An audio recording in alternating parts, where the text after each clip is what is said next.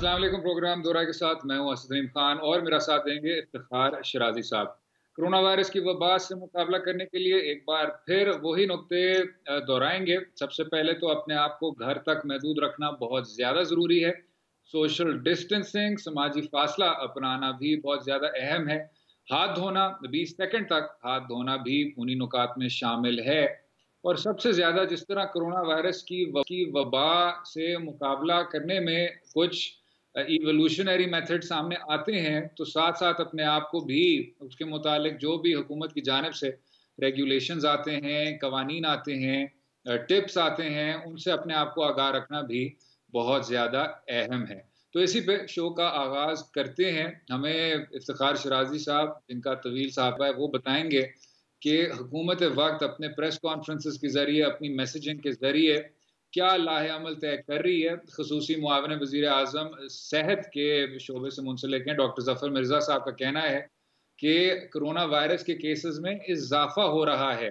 और अभी बात करेंगे जो कुछ सुर्खियाँ चल रही हैं कि उन्होंने कहा कि कोरोना वायरस की सिचुएशन अब कंट्रोल से बाहर आ रहा है, उसमें कितनी हकीकत है और अगर हकीकत है तो क्या कुछ करना चाहिए।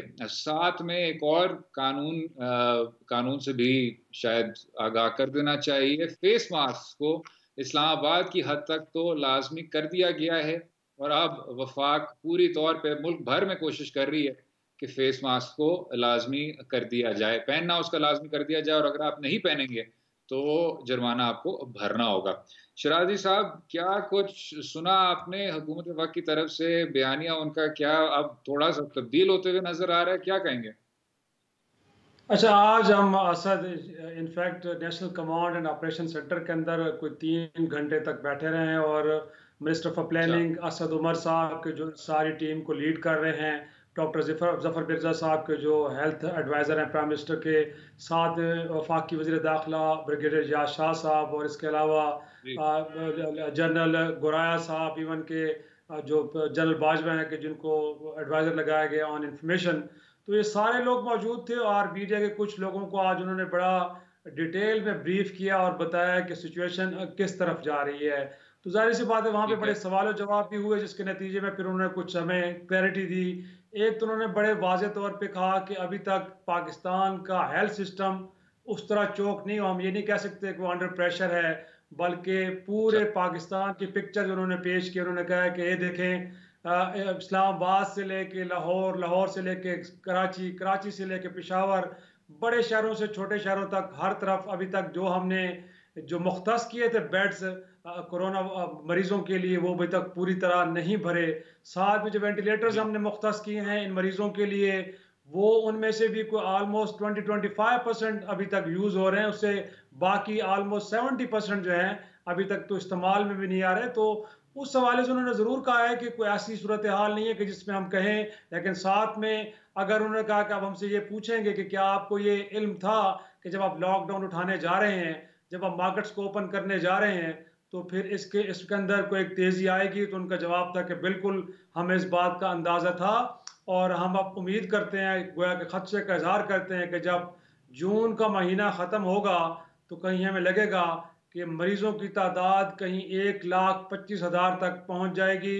और उन्होंने खदशा जाहिर किया कि हमें लगता है कि खुदा न खास्ता 2250 लोग जो है वो जान से जा चुके होंगे तब तक। तो इसके अंदर तेज़ी आ रही है। लेकिन साथ में जब उनसे ये सवाल भी कहे गए कि आपसे क्या गलतियां हुई हैं, तो उन्होंने जो एक चीज़ का बड़े खुले तौर पे एतराफ़ किया, उन्होंने कहा है कि हमने लॉकडाउन करने में भी बड़ी तेज़ी दिखाई और फिर उसको ख़त्म करने में भी तेज़ी दिखाई। उनका ये कहना था अच्छा। असद उमर साहब का कि बुनियादी तौर पे जो, क्योंकि लॉकडाउन की इब्तिदा सिंध से हुई है और उन्होंने चीफ मिनिस्टर सिंध को ब्लेम किया। उन्होंने कहा कि वो स्टेटिस्टिक्स तो देख रहे थे इटली के और फैसले कर रहे थे वो सिंध के बारे में। उस वक्त पाकिस्तान के अंदर सूरत हाल इस कदर गंभीर नहीं थी कि हमें लॉकडाउन की तरफ जाना चाहिए था। हम थोड़ा अगर ताखीर से लॉकडाउन की तरफ जाते और वो लॉकडाउन अब तक प्रिवेल कर रहा होता तो शायद हम इस सूरत हाल से बेहतर अंदाज से निकल पाते। लेकिन साथ में उन्होंने कहा है कि एक चीज़ जो हम करने जा रहे हैं, एक तो उन्होंने जो नेशनल रिस्पांस क्विक रिस्पांस एक एक एक पोर्टल बना रहे हैं जिस पे वो लोगों को कह रहे हैं कि अगर उनको कोई शिकायत हैं, उनको कोरोना के हवाले से कोई हेल्प चाहिए, तो अगरचे हमने हॉस्पिटल्स को ये ज़रूर कह दिया है, लेकिन कहीं अगर उनको फैसिलिटेशन नहीं मिलती तो फिर ये एक पोर्टल होगा जहाँ पे सिटीजन्स आके अप्रोच कर सकते हैं ताकि उनको हेल्प आउट किया जाए। साथ में उन्होंने कहा है कि जी हम अब कुछ रैंडम टेस्टिंग की तरफ भी जा रहे हैं बिलखुसूस, जिसमें इस्लामाबाद से कल से आगाज़ हो रहा है, ताकि वो लोग उनको आइडेंटिफाई किया कि जिनको वायरस छू के चला गया है और उनके अंदर कोई इम्यूनिटी डेवलप हो गई है तो उनको देखा जाएगा। और 15 जून तक वो कह रहे हैं कि पूरे पाकिस्तान से भी सवाल से डेटा आना शुरू हो जाएगा। फिर ट्रैक एंड ट्रैकिंग सिस्टम के बारे में उन्होंने कहा कि ट्रैक एंड उनको पे टेस्टिंग एंड क्वारंटाइन वाली पॉलिसी भी हमारी चल रही है। और बिलखसूस अब अगला मरहला उन्होंने कहा है कि हम चाह रहे हैं कि अब हम स्मार्ट लॉकडाउन की तरफ जाएं, गोया कि जिस एरिया के अंदर इसका स्प्रेड ज़्यादा है उन एरियाज़ के अंदर हम चाहेंगे कि लोगों की मूवमेंट को रिस्ट्रिक्ट किया जाए। तो वो एक पॉलिसी भी उन्होंने कहा है कि कल का जब नेशनल कोऑर्डिनेशन कमेटी का इजलास होगा प्राइम मिनिस्टर की ज़ेर सदारत, जिसके अंदर तमाम चीफ मिनिस्टर्स और गिलगित बल्तिस्तान से भी प्राइम मिनिस्टर और चीफ मिनिस्टर बैठेंगे, तो वहाँ पे फैसला होगा।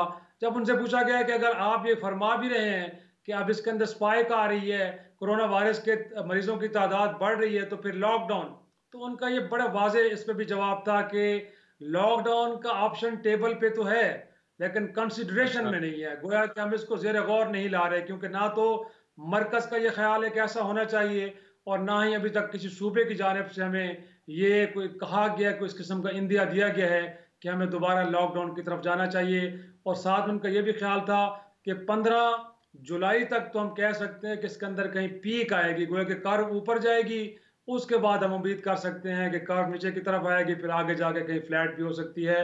लेकिन पाकिस्तान के हवाले से जो असद उन्होंने कहा कि एक अच्छी बात है, क्योंकि वो बड़ा माइन्यूटली पूरे डेटा को ऑब्जर्व कर रहे हैं कि पाकिस्तान के अंदर जो नॉन सिम्टोमेटिक मरीज हैं उनकी तादाद सबसे ज़्यादा है।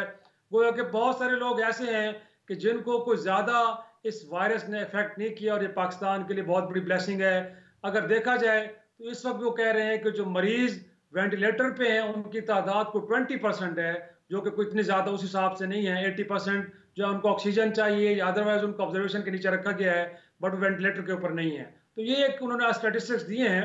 अब देखना ये है कि कल जब इजलास होगा उस इजलास के अंदर देखा जाएगा कि अब अगला लाएअमल क्या है। जो मुझे लगता है वो यही है कि एक तो स्मार्ट लॉकडाउन की जो है उस वाले से पॉलिसी को इवॉल्व किया जाएगा, और साथ में जो एसओपीज इम्प्लीमेंटेशन के हवाले से बात हो रही है कि अब मास्क को लाजमी करार दिया जा रहा है। लेकिन ब्रिगेडियर इजाज शाह साहब भी बैठे थे वहां पे और उनसे कहा गया कि दुनिया के अंदर तो ये फोर्सफुली एक चीज को इम्प्लीमेंट करवाया गया है, कई मुल्कों में जुर्माने किए गए हैं, लोगों को गिरफ्तार किया गया है। तो उन्होंने कहा कि जी प्राइम मिनिस्टर इस मामले पे बड़े क्लियर हैं, प्राइम मिनिस्टर के ये वाज़ेह इंस्ट्रक्शंस हैं कि डंडे के जोर पे एसओपीज के ऊपर इम्प्लीमेंटेशन हरगिज़ नहीं होनी चाहिए। रादर इनिशियल डेज के अंदर जब लोगों को गिरफ्तार किया गया तो प्राइम मिनिस्टर ऑफ पाकिस्तान ने खुद वहाँ के चीफ मिनिस्टर्स को, चीफ सेक्रेटरीज को कॉल करके लोगों को आज़ाद करवाया। तो प्राइम मिनिस्टर नहीं चाहते कि आप जुर्माने लगाएं या डंडे के जोर पे पुलिस के जरिए आप इस तरह की कोई इम्प्लीमेंटेशन कराएं, हम लोगों पे छोड़ते हैं। 24 नुकात का हमने एक एहतियाती तदाबीर का हमने एक एसओपीज बना दिए हैं। अब it depends upon the people, लोगों पे है कि वो इसको फॉलो करें ताकि इस मुसीबत से खुद बचें। अगर आप हमसे कहते हैं तो उन्होंने कहा कि हुकूमत ऐसा कोई फैसला नहीं करने जा रही कि हम जबरदस्ती इसको इम्प्लीमेंट कराएंगे। तो ये एक ओवरऑल आज उन्होंने पिक्चर दी है। अब देखना ये है कि तो क्या होता है आगे चल के। तो शिराजी साहब, अगर लोगों पे है तो हुकूमत का फिर क्या फायदा है, और हमें फिर हुकूमत की जरूरत क्या है अगर सबका सब लोगों पे है। आपने सबसे पहले तो लॉकडाउन लिफ्ट किया, उसके बाद जनूबी एशिया में आपकी जो इंसाइडेंस है वो सबसे ज्यादा है, नए केसेस में सबसे ज्यादा इजाफा पाकिस्तान में हो रहा है। अगर आप लकीर देखें और बाकी जनूबी एशिया के ममालिक के साथ कंपेयर करें तो आपका जो ग्राफ है वो इतना ज्यादा वर्टिकल हो गया है बाकी ममालिक की निस्बत के परेशान कौन किस्म का एक ग्राफिक आपको देखने को मिलता है। फिर अगर वजीर आजम इमरान खान साहब, और ये मैं समझता हूँ उनकी तारीफ बनती है, ये उनकी नरम दिली है कि अपने शहरियों के साथ इस तरह का वो सलूक कर रहे हैं कि जी अगर उनको गिरफ्तार भी कर लिया तो गलत किया। लेकिन आप मुझे बताएं शिराजी साहब, पहले आपने लॉकडाउन ही लगाना था, फिर दिल पे पत्थर रख के आपने लॉकडाउन इम्पोज किया, उसको अब आप खुद एतराफ कर रहे हैं कि आपने लॉकडाउन जल्दी लिफ्ट कर लिया। अब के लिफ्ट कर लिया है तो आपने कहा कि हमने ये कुछ एसओपीज तय किए हैं, लेकिन उन एसओपीज पर भी अमल दरामद करने का आपका कोई दिल नहीं कर रहा। और इस बात पर भी आपने एतराफ कर लिया है एजाज शाह साहब के बकौल कि चाहे चाहे जो भी हो जाए, हम इस पर इम्प्लीमेंटेशन नहीं करेंगे, ना तो फाइन करेंगे और गिरफ्तारी तो दूर की बात है। तो मुझे ऑनेस्टली स्ट्रैटेजी की समझ नहीं आ रही। ये बहुत अच्छी बात है कि आपने कोऑर्डिनेशन का वो सेंटर बनाया, आप अपने वसाइल को भी कोऑर्डिनेट कर रहे हैं। लेकिन जो दूसरी भी चीज़ है, आपने बहुत अच्छा किया, ये सारा तफसीलन बताया, वो ये है कि ये तमाम स्ट्रैटेजी सियासत के शिकार क्यों हो रही है? ये एक कौमी यकजहती का मौका है, आप कोई मौका नहीं छोड़ते पाकिस्तान पीपल्स पार्टी को बुरा दिखाने। और मुझे जो जिस चीज़ से हैरत होती है वो ये है कि आपको मौका नहीं चाहिए। पाकिस्तान पीपल्स पार्टी इतना कुछ करती है अपने आप को बुरा दिखाने के लिए कि आपको ऊपर से कुल्हाड़ा मारने की ज़रूरत है नहीं। यहाँ यूनिटी की ज़रूरत है। बार-बार मुराद अली शाह को चीज़ों के कसूरवार ठहराने से फ़र्क नहीं पड़ेगा। हमारा ग्राफ ऊपर जा रहा है, इंसाइडेंस ऊपर जा रही है, नए केसेस ऊपर जा रहे हैं, जनूबी एशिया में हम लीड कर रहे हैं।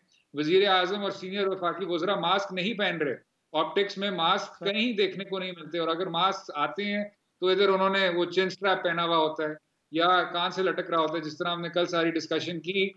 मेरे ख्याल से शिराजी साहब, एनसीओसी बहुत अच्छा काम कर रहा है, एनडीएमए बहुत अच्छा काम कर रहा है, खसूसी मुआवने से जफर मिर्जा साहब अच्छा काम कर रहे हैं, लेकिन कैपेसिटी के हवाले से, मैसेजिंग के हवाले से, सबसे ज्यादा मैसेजिंग के हवाले से, पॉलिसी में शफाफियत के हवाले से बहुत ज्यादा गुंजाइश है। लोग बहुत कंफ्यूज हो गए हैं। जी बिल्कुल बिल्कुल असद, और यही बहुत सारे नुकात और बहुत सारे खदशात जिनका आप भी इजहार कर रहे हैं, मीडिया पर्सनस ने ये सारी की सारी बातें उठाई हैं। और यही कहा गया है कि इस वक्त जो हॉस्पिटल्स की सूरत हाल है, कुछ लोगों ने अपने पर्सनल एक्सपीरियंसेस बताए हैं, उनके अपने करीबी लोगों के फीडबैक दिए कि बुनियादी तौर जी। पर जब लोग हॉस्पिटल्स की तरफ जाते हैं, अक्यूट पेशेंट्स होते हैं और उनको वहाँ पे कहा जाता है कि वेंटिलेटर अवेलेबल नहीं है, वहाँ पे बेड्स अवेलेबल नहीं है। तो आप जो यहाँ पे हमें ग्राफ्स के थ्रू एक बड़ी रोजी पिक्चर दे रहे हैं कि पाकिस्तान में सब कुछ अच्छा है, ऑन ग्राउंड ऐसा नहीं है। आपके हेल्थ वर्कर इस वायरस का शिकार होकर मर रहे हैं। और उसके ऊपर भी जफर मिर्जा साहब ने जो एक मंतक वहां पे पेश किया, हमें तो समझ नहीं आई। बुनियादी तौर पे वो कह रहे हैं कि जो लोग मरीजों को कैटर कर रहे हैं, उनको उनको उनको लुक आफ्टर कर रहे हैं, उनके इन्फेक्शन का जो उन्होंने कहा है कि 20% है। और जो दीगर हेल्थ वर्कर जो हॉस्पिटल्स के अंदर काम कर रहे हैं, उनके उन्होंने बताया कि 80% वो इन्फेक्टेड हैं। तो उसके ऊपर तो सहाफियों ने भी कहा कि बड़ी अजीब बात कर रहे हैं कि जो कोरोना पेशेंट के साथ डायरेक्ट इंटरेक्शन में आ रहे हैं वो तो 20% है, और जो अदरवाइज हॉस्पिटल्स के अंदर कहीं है मौजूद हेल्थ वर्कर्स वो 80% हो रहे हैं। तो कुछ समझ नहीं आ रहे कि आप बात क्या कर रहे हैं। और साथ में ये भी है, उन्होंने कहा है कि जब आपने सब कुछ खोल दिया है तो आप इस बात का इजहार करने में या एतराफ़ करने में क्यों हिचकिचाहट महसूस कर रहे हैं कि आप हर्ड इम्यूनिटी की तरफ जा रहे हैं और आपने स्टेप ले लिया, बता दें लोगों बिल्कुल। को कि हमें ये करने जा रहे हैं। तो उसके ऊपर भी बार रिलक्टेंट थे कि हम नहीं, ये एक टर्म जरूर है, मेडिकल के अंदर टर्म जरूर है, लेकिन जब इतना लंबे अरसे के लिए हमने चलना है, इट्स ए न्यू नॉर्मल, अब हमें वायरस के साथ जिंदगी गुजारनी है, तो हमारे पास अब लॉकडाउन की तो ऑप्शन बाकी नहीं रहती। पूरी दुनिया उसी तरफ जा रही है जिस तरफ हम जा रहे हैं। तो इनडायरेक्टली उन्होंने बड़े सॉफ्ट वे में कह दिया है कि हमने अपने आप को अब एक्सपोज करना है इस वायरस के अगेंस्ट। तो अब जो अब अगर नहीं समझना चाहता तो उसकी मर्जी, अदरवाइज मेरे ख्याल में बुनियादी तौर पे हर्ड इम्यूनिटी की तरफ ही जा रहे हैं हम। शराजी साहब, हम इसी पर वक्फा तो, लेकिन मुझे बात ये समझ नहीं आई। अमूमन हम डॉक्टर्स की एडवाइस लेते हैं इस शो पे, तो शायद कोई प्राइवेट कैपेसिटी में कुछ नहीं कहना चाहिए, लेकिन हर्ड इम्यूनिटी वाले जो ममालिक हैं उनकी सूरत हाल आपके सामने है।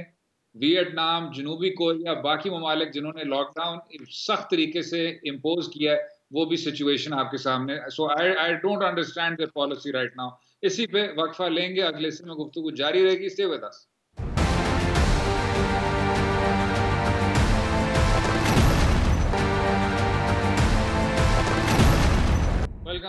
Welcome back to Do Raay. बात करेंगे कुछ बैनुल अक़वामी अमूर की, चीन और हिंदुस्तान के बीच कशीदगी की और लद्दाख में जो झड़पें देखने को मिल रही हैं उस पर हम बात करेंगे। सीनियर तज्ज़ियाकार ताहिर ढिंडसा साहब से बहुत बहुत शुक्रिया ताहिर साहब, शो में शामिल होने का, अपना कीमती वक्त देने का। ये बताइएगा जनाब कि कोई पैराडाइम शिफ्ट हमें नजर आ रहा है ये लद्दाख में, और इसमें कितनी हकीकत है कि गैर कानूनी तामीराती काम की वजह से चीन ने इस कार्रवाई करने का फैसला किया? देखिए जी, एक चीज को समझना बहुत जरूरी है कि ये जो कोविड पेंडेमिक हुआ है, इसमें कुछ चीजें बड़ी ग्लोबली चेंज हुई हैं। एक तो ग्लोबलाइजेशन का काफी हद तक जो है वो रिवर्सल हुआ है, और ठीक है। जिससे वेस्ट को और यूएस और वेस्ट को बड़ा डिसएडवांटेज हुआ है। दूसरी बात यह है कि चाइना जो है वो ग्रो कर रहा था और रिग्रेस नहीं था कर रहा, और it was marching towards its status as a super power, जो एक्सपेक्ट कर रहे थे कि और 10 साल के बाद होगा। लेकिन ये कोविड की वजह से जो चेंजेस आए हैं, तो चाइना ने ये फैसला किया है कि बजाय ग्रेट पावर के वर्ल्ड में एग्जिस्ट करने के, सुपर पावर स्टेटस को प्रैक्टिकली विदाउट अनाउंसिंग रिक्लेम किया जाए। जो अमेरिका ने अलायंस बनाया हुआ है बड़ा, वो क्वाड है पैसिफिक ओशन में, जो कि ऑस्ट्रेलिया, जापान, इंडिया और अमेरिका की को चार को शामिल करके क्वाड कहते हैं। इसमें स्टेट ऑफ मलाक्का भी आती है, पैसिफिक ओशन, फिलिपाइन, और जी। ये वही है जहाँ से ताइवान और साउथ चाइना सी है। तो इंडिया को उन्होंने ये रोल असाइन किया हुआ था कि वो इस साइड से चाइना को लुक आफ्टर करेंगे, रोकेंगे, as a great power raise कर रहे थे। अब चाइना ने जब ये सुपर पावर स्टेटस अपना रिक्लेम करने का फैसला किया है, तो जाहिर है उन्होंने वो तनाज़ात जो उनके साथ थे, उन्होंने टेरिटोरियल एडवांटेज गेन कर लिए। और ये इसमें इंडिया का कोई लेना देना, कोई अमल दखल नहीं, ये प्योरली चाइना का मैं समझता हूँ एक इनिशिएटिव है। इंडिया तो बल्कि नहीं चाहता कि हो, इंडिया तो अभी भी चाहता है कि मामला रफा दफा हो। तो उन्होंने जो स्ट्रेटेजिक पोजीशन थी वो अपनी सिक्योर की है, और जिससे सीपैक की जो बैक साइड है वो भी सिक्योर कर ली है उन्होंने काफ़ी हद तक। और दूसरी तरफ से नेपाल को भी उन्होंने एक तरह से, मैं समझता हूँ कि चाइना की साइलेंट बैकिंग है। नेपाल ने कुछ उनके सोल्जर पिछले दिनों में इंडियन अरेस्ट किए। अब ये सोचने की बात है कि कहाँ नेपाल और कहाँ इंडिया। सारी बिजली नेपाल में जो बनती है जाती है इंडिया में है, और अपनी मर्जी का टैरिफ देते हैं वो। अगर 6.5 सेंट 6.5 किलोवाट आर सेंट दुनिया में चलता है, तो वो उससे बहुत कम देते हैं। बिजली बनती नेपाल में है, सारी फैसिलिटी वहाँ पे है, और रोड्स वो बना रहे हैं, और करेंसी भी इंडियन चलती है वहाँ पे, मतलब एज ए सेकेंड वो आम खरीदो फरोख्त कर सकते हैं उसमें। तो नेपाल की इतनी कहाँ मजाल थी। फिर जो मॉब सेपरेटिस्ट थे, हमने पीछे देखा कि वो इंडिया की उसकी मदद से पूरी रॉयल फैमिली उन्होंने मर्डर कर दी, और वो चेंज हुए। तो नेपाल भी उठ खड़ा हुआ है। तो दोनों साइड से जो एक चिकन नेक, उनकी छोटी सी वो गर्दन कहते हैं, जिससे 6-7 स्टेट्स आगे उनकी जाके मिलती हैं, आसाम और उस श्रीनगर और आगे जाके स्टेट्स मिलती हैं, और लद्दाख भी उसमें शामिल है। उनको वो 17 मील का कुल एरिया है तकरीबन बनता है। तो दोनों साइड से अब इंडिया को उन्होंने उसमें से घेर लिया है और स्ट्रेटेजिक एडवांटेज गेन कर लिए।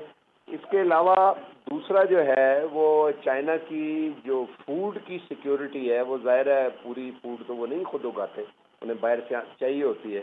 तो पाकिस्तान के पास बहुत सा एरिया है जहाँ पे फूड उगा सकते हैं, और सारे सब कॉन्टिनेंट में, जिसमें इंडिया, पाकिस्तान, बांग्लादेश, और ईस्ट वाली साइड पे हिमालय के जो मुल्क हैं जिनमें थाईलैंड और बर्मा और वो मुल्क नहीं है, इन सारों का जो पानी है, इनका जो वाटर कैपिटल है वो तिब्बत है, और तिब्बत से वो पानी उतरता है। और अब ऐसा लगता है कि चाइना जो है वो तिब्बत की तरफ भी एक तरह से स्ट्रेटेजी। जी डेंजर साहब, इनफैक्ट आप तो फरमा रहे हैं कि ये चाइना का इनिशिएटिव है और इंडिया तो चाहता है कि शायद मामला सेटल हो जाए, लेकिन कुछ इतलात ये भी हैं कि जिस तरह कश्मीर के मामले पे या विद इन इंडिया माइनॉरिटीज के हवाले से बड़े अग्रेसिव अप्रोच है इंडिया की, इसी तरह इस एरिया के अंदर भी कुछ इस तरह की तामीरात इलाके को सिक्योर करने के हवाले से कुछ वहां पे इस तरह की कुछ कार्रवाइयां की हैं इंडिया ने। तो बुनियादी तौर पे उसके पीछे क्या मुहरकात है? फिर इस सिचुएशन के अंदर पाकिस्तान को कहाँ खड़ा हुआ देख रहे हैं इस सारे डिस्प्यूट के अंदर? देखें जी, इंडिया के कब्जे में था, उसकी अमलदारी में था ये इलाका। तो उसमें इंफ्रास्ट्रक्चर अपने आप को स्ट्रेटेजिक एडवांटेज देने के लिए बिल्ड करना इज बट नेचुरल। और इंडिया जाहिर कर रहा था कि अगर रोड बनाए और ऊपर तक जा सके और चाइना को ब्लॉक करना, वो सारी चीजें जो हमने जिक्र किया। तो लेकिन अब तो वो डिसएडवांटेज हो गया ना, क्योंकि जो उन्होंने रोड बनाई थी वो रोड का जो मेन अलाइनमेंट है वो भी डिसरप्ट हो गई है। और चाइना ने जो बर्मा में बनाता आ रहा था एक्सा चीन के इलाके में परे आगे, वो अब चाइना के बिल्कुल पूरी अमलदारी में है। उन्होंने बंकर बना लिए हैं, एयरफोर्स बेस बना ली है, और हेलीकॉप्टर उन्होंने वहां पे पायलटलेस छोड़े हैं हेलीकॉप्टर्स, जो स्पाइंग कर रहे हैं, ऊपर से जाके देख रहे हैं, और नेपाल वाली साइड से भी देख रहे हैं इंडिया को क्या हो रहा है। तो जाहिर है इंडिया तो इस वक्त उनसे वो नहीं चाहता कि हो, बट उन्होंने इंडिया से एक तरह से, मैं ये लफ्ज यूज करूंगा कि ठीक है, वो समझते हैं कि उनकी टेरिटरी जो है वो चाइना ने एनेक्स कर ली है। जैसे कि रूस ने जिस वक्त दोबारा ग्रेट पावर कंपटीशन में आने की शुरू किया, तो यूक्रेन से आगे जो क्रेमिया की ब्लैक सी की स्ट्रेटेजिक पोर्ट थी, उन्होंने क्रेमिया को एनेक्स कर लिया और वो खत्म हो गई बात। हमें कोई बात करता है, पाबंदियां लगी हुई हैं उन पे, इकोनॉमिक सैंक्शंस, बट वो क्रेमिया उन्होंने एनेक्स कर लिया है और स्ट्रेटेजिक एडवांटेज हासिल कर लिया उन्होंने नेवी का ब्लैक सी में। इसी तरह से चाइना ने भी वो जो स्ट्रेटेजिक डिसएडवांटेज चाइना को यहाँ हो सकता था वो उन्होंने खत्म कर दिया। और दूसरा ये है कि हम एक चीज भूल जाते हैं कि कारगिल की जंग हुई, कारगिल की जंग हुई, कारगिल की जंग हुई, बड़ी हम बात करते हैं। कारगिल की दूसरी साइड पे क्या है? कारगिल की दूसरी साइड पे अगर कारगिल हमारे पास हो तो उसकी दूसरी साइड पे लेह है, जो कि लद्दाख है, कैपिटल है, वहां पे उनका आगे चलता है। तो लद्दाख की वो साइड जो इंडिया के साथ लगती थी ऊपर ऊपर जाके, उस पे चाइना ने कब्जा कर लिया है। और इस साइड पे पाकिस्तान ने रीइंफोर्स किया है जाके अपनी ट्रूप्स को। चीफ ऑफ आर्मी स्टाफ कुछ दिन पहले विजिट करके आए, आगे जाके फॉरवर्ड कश्मीर में भी और इस जगहों पे भी आगे। और स्कर्दू में पाकिस्तान ने पहले एयरफोर्स का मैं कह रहा हूँ, इसका सिविल एविएशन का था, एयर फ्लाइट्स जाती थी पीआईए की, अब वहां पे उसको बेस में कन्वर्ट कर दिया। हमने जाके तो किसी ने नहीं देखे, लेकिन रिपोर्ट्स ये हैं कि वहां पे पाकिस्तान ने अपने स्क्वाड्रन्स प्लेस किए हैं। और हेयर से ये कहती है कि चाइना ने J-10 और J-20 वहां पे लाके प्लेस किए हैं। आई डोंट नो किए कि नहीं किए, हमें नहीं पता किसी को भी, बट चाइना कर सकता है किसी भी वक्त। अगर फ्यूल की फैसिलिटीज हैं सिर्फ रिफ्यूल करने की वहां से, तो लद्दाख वहां से कितना 7 किलोमीटर दूर है जहां पे, तो किसी वक्त भी अगर हॉट परसूट हो जाता है चाइना का और इंडिया का उस इलाके में, तो पाकिस्तान के लिए तो बड़ा एडवांटेज होगा कि वो सियाचिन और लद्दाख और इस रास्ते से होते हुए जो है वो अपनी स्ट्रेटेजिक पोजीशन बहुत बेहतर बना ले, अगर पूरी वादी कश्मीर में नहीं करता। और आप देखें दूसरा सेक्टर जो मेन है वो पुंछ वाला है, जहाँ पे वो कहते थे कि यहाँ से इन्फिल्ट्रेशन होती है, और वहीं पे से वो ज्यादा गोलाबारी भी करते रहे पुंछ वाले सेक्टर पे। तो पाकिस्तान की जो डिप्लॉयमेंट इस वक्त है, मैं समझता हूँ कि वो डिफेंसिव तो है ही है, जाहिर है पाकिस्तान एक छोटी फौज है, बट किसी हद तक ऑफेंसिव डिप्लॉयमेंट भी है कि इंडिया को ये साइलेंट मैसेज दिया गया है कि अगर ये वॉर शुरू होती है तो that can be two flank war हो सकती है। और हमें याद है कि जब 62 में चाइना की हुई तो चाइना ने कहा था पाकिस्तान को कि आप यहाँ से कश्मीर टेक ओवर कर लें, हमने एंगेज किया हुआ है। लेकिन उस वक्त अयूब खान थे, यूएस के साथ हमारे ताल्लुकात थे, तो अमेरिका ने मना कर दिया इस बात से, तो हम नहीं कर सके वो इसको आगे से हमने वो नहीं किया। और उसके बाद है एक बात और बड़ी इंपॉर्टेंट है लद्दाख के बारे में। कुछ साल पहले तक अफगानिस्तान की ऑक्यूपेशन में 9/11 से पहले अमेरिका का पूरा यहाँ पे बेस था एक, जो कि कोल्ड बेस था, उससे वो स्पाइंग करते थे, सैटेलाइट स्टेशन और सारा। फिर उन्होंने उसको अबंडन कर दिया क्योंकि एरिया में वो आ गए अफगानिस्तान में। अमेरिका ने कई दफा पाकिस्तान से दियोसाई प्लेन खरीदने की भी बात की है, और दियोसाई प्लेन में गिलगित वगैरह में आगे जो कि वर्ल्ड के हाईएस्ट प्लेन्स हैं, वहां पे बेस बनाने की भी बात की है। और उसके नतीजे में उन्होंने बड़ी ह्यूज ल्यूक्रेटिव ऑफर्स भी की हैं, क्योंकि जो यहाँ पे बैठा होगा वो इस पूरे इलाके को टॉप से जो है वो देखेगा और रूल करेगा। और अब एक बात क्लियर है कि इस वक्त जो चाइना है वो लद्दाख में तिब्बत को मुहावरे में रूफ ऑफ द वर्ल्ड, दुनिया की छत भी कहते हैं, और वाटर कैपिटल भी है इस एरिया का। जो तकरीबन सबसे बड़े रिवर्स में से है वो ब्रह्मपुत्र है, वो इंडस नहीं है। हम समझते हैं कि दरिया सिंध बहुत बड़ा है बहुत बड़ा, बट ब्रह्मपुत्र उससे कई गुना बड़ा दरिया है। जो कि चाइना में जाता है और चाइना से होकर फिर इंडिया में आता है। और बांग्लादेश वाली साइड पे जो उनके वाटर डिस्प्यूट चलते, एक फरका बिराज का था और फिर इंडिया, जब ईस्ट पाकिस्तान था, तो वो जो पानी है जो ईस्ट पे उतरता है और फिर फॉर ईस्ट में, बांग्लादेश फॉर ईस्ट में शामिल होता है, और फॉर ईस्ट से फिर थाईलैंड में जाता है, वो भी हिमालय से उतरता है पानी सारा और फिर कराकोरम से होता हुआ सारा आगे जाता है। इंडस जो है ये भी हिमालय से आगे आके फिर कराकोरम में बाद में आके तो ये नीचे आना शुरू होता है। और लेक मनसावर जो है वो भी लद्दाख में ऊपर है। इसी तरह क्योंकि ताहिर साहब हमारा क्योंकि वक्त कम हो रहा है, बहुत बहुत शुक्रिया साफी ताहिर ढिंडसा साहब शो में शामिल होने का, हमें अपना वक्त देने का। इस पर वक्फा लेंगे, discussion will continue after this. रहिएगा हमारे साथ।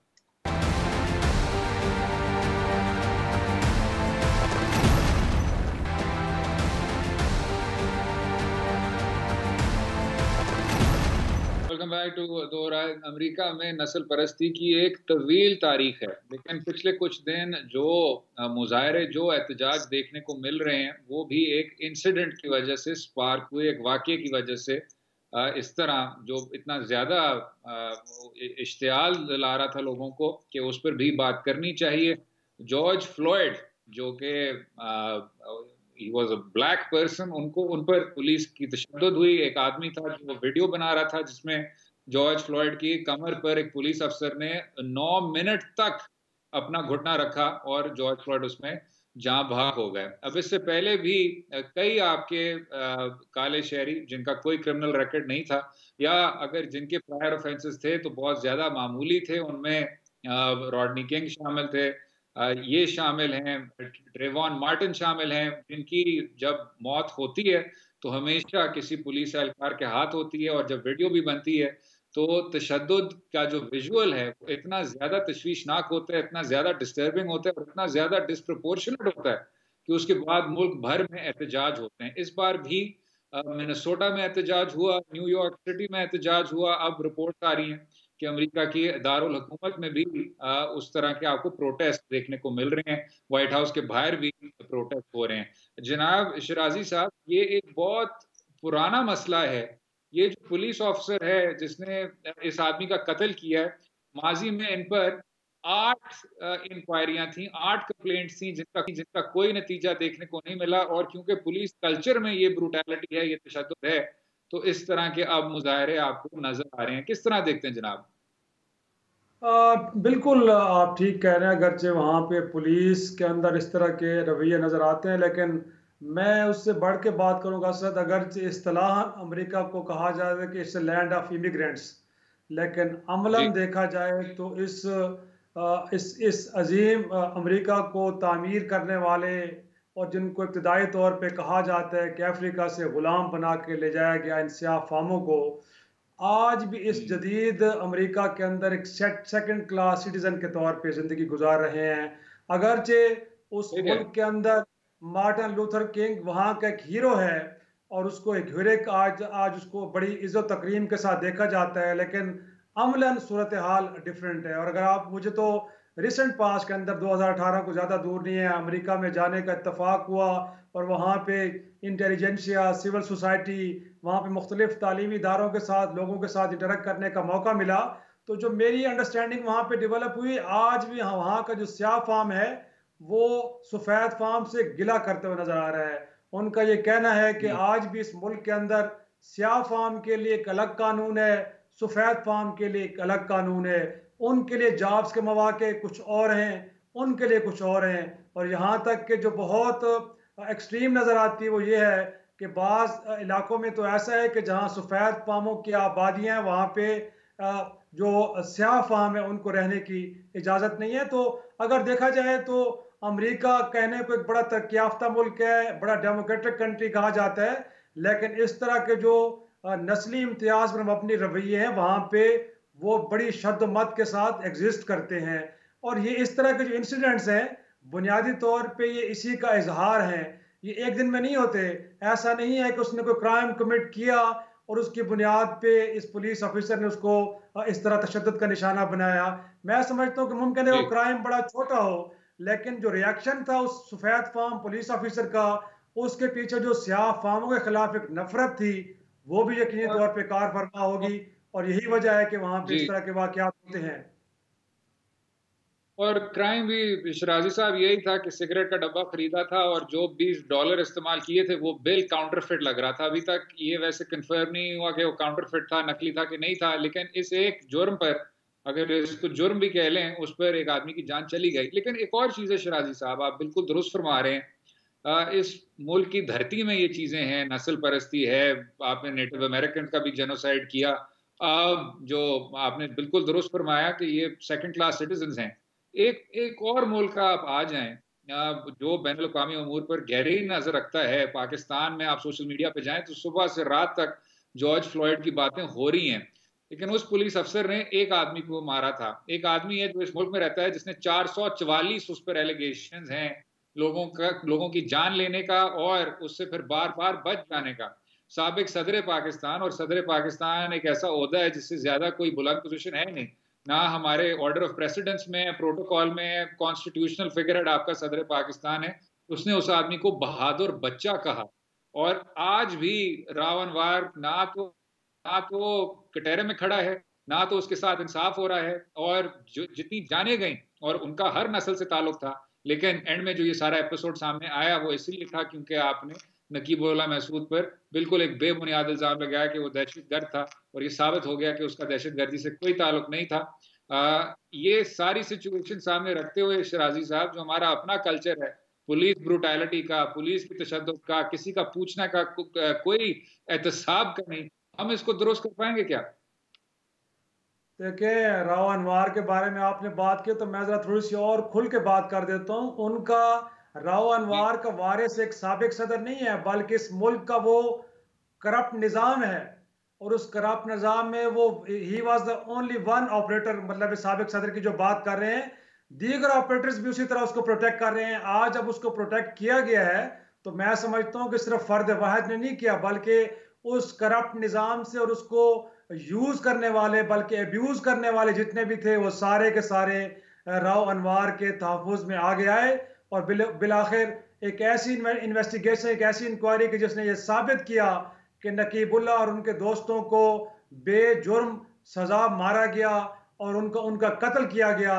और यहाँ तक कि भी लगता यह है कि जो उनके साथ दोस्त थे उन्होंने भी एक तरह से एतराफ़ किया कि बिल्कुल ऐसा ही किया गया, लेकिन उस शख्स को बचा लिया गया। तो मैं समझता हूं कि पाकिस्तान के अंदर निज़ाम का जो खराबी है उसको दूर करना जब तक हम नहीं कर पाएंगे, तब तक इस तरह के कैरेक्टर पैदा भी होते रहेंगे, और फिर उनको तहफ़्फ़ुज़ देने वाले भी लोग इस तरह हमें मिलते रहेंगे। तो जब तक हम कोई ऐसा निज़ाम नहीं बनाते और ऐसा कोई इदारा नहीं बनाते कि जो इन लोगों को अकाउंटेबल करे, सबसे बड़ी उम्मीद तो इस मुल्क की अदलिया से होती है कि जो नॉन पोलिटिकल होती है, जिनके कोई पोलिटिकल इंटरेस्ट नहीं होते और उनके पास इंसाफ का तराजू होता है, और उन्होंने बिल्कुल मेरिट के ऊपर चीज़ों को देखना होता है। लेकिन बड़े अफसोस से असद कहना पड़ता है कि जो शुरू का एग्रेशन हमें अपनी अदालतों की तरफ से नजर आता है इन तरह के केसों में, जिसमें लोगों को बेगुनाह मार दिया जाता है, दिन दिहाड़े मार दिया जाता है, लेकिन जब मुजरमों को पकड़ा जाता है तो फिर मंतकी अंजाम तक मामलात नहीं पहुंचते, बल्कि कहीं वो तारीख राहों में वो सारे केसेस कहीं छुप जाते हैं, वो फाइलें कहीं सर्द खानों की नजर हो जाती हैं, और वो जो मुजरिम हैं या तो फिर वो तवील अरसे तक कहीं जेलों में बड़ी बेहतरीन जिंदगी गुजार रहे होते हैं, उनके लिए वहां पे वॉकिंग ट्रैक भी बना दिए जाते हैं, उनको बेस्ट में फैसिलिटेट भी किया जाता है, उनकी शामें बाहर गुजरती हैं, रात में जाके कहीं आराम से रहते हैं, या फिर यह है कि यहाँ से जमानतें करा के तो बड़ी चुपके से इस मुल्क से बाहर चले जाते हैं, या फिर लोगों को मजबूर किया जाता है कि कसास दियत का कानून का सहारा लेके आप अपने कत्ल माफ कर दें और इनसे पैसे ले लें। तो मैं समझता हूं कि यहाँ पे अगर हमें किसी से उम्मीद है तो इस मुल्क के अदालती निज़ाम से है। अगर हम ये कहेंगे कि सियासतदान इस मुल्क के अंदर सिस्टम को ठीक करेंगे, माजरत के साथ मुझे नहीं लगता कि ऐसा होगा। इस मुल्क के अंदर इंस्टीट्यूशंस हैं, अगर उन्होंने कोई रोल प्ले किया तो इस तरह के वाकयात को रोका जा सकता है और मुजरिमों को सजा भी दी जा सकती है।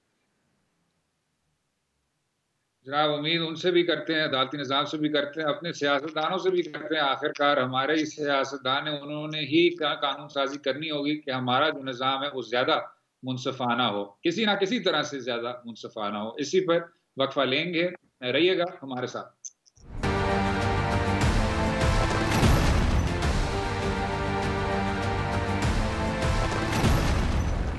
Welcome back to Do Raay. बात करेंगे पिछले कुछ दिनों एक साबिक वजीर आजम की जो तस्वीरें गर्दिश कर रही हैं।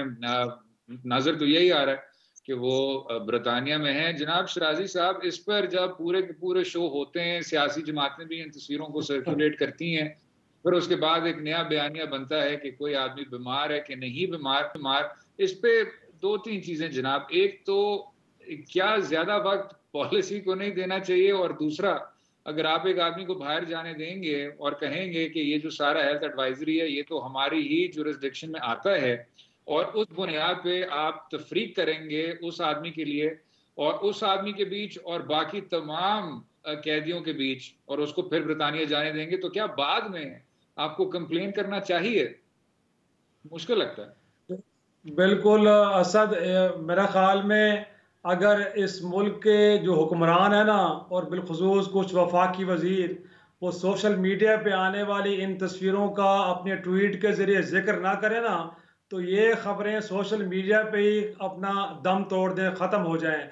लेकिन जब वफाकी काबीना के लोग इस सारे मामले को लेकर ट्वीट करते हैं, तो फिर ये जो नॉन इशू है वो इशू बन जाता है। और आपने बिल्कुल ठीक कहा, जब सांप गुजर गया और उस सांप को आपने खुद गुजरने दिया, तो अब लकीर को क्यों पीटते हैं?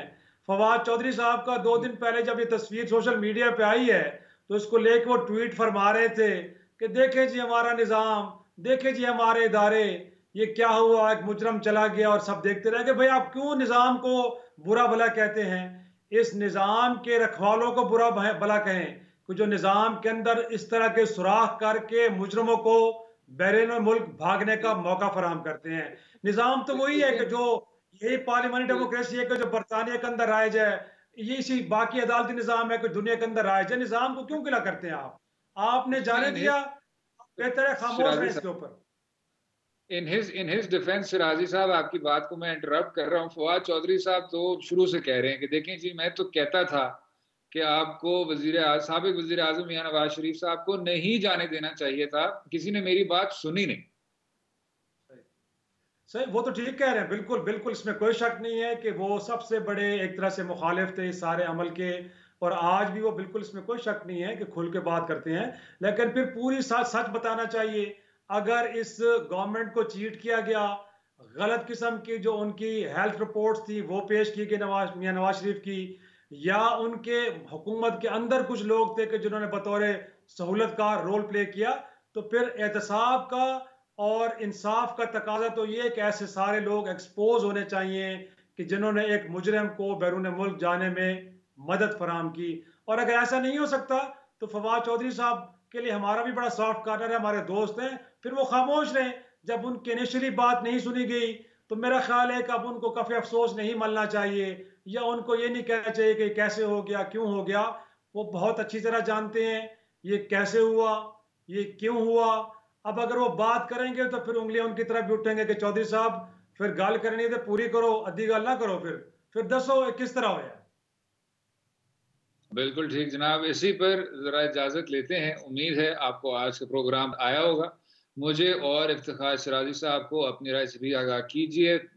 जो भी सोशल मीडिया का फोरम है आपके पास, ट्विटर हो, फेसबुक हो, जरूर आगाह कीजिए और इजाजत दें अगले हफ्ते तक। खुदा हाफिज।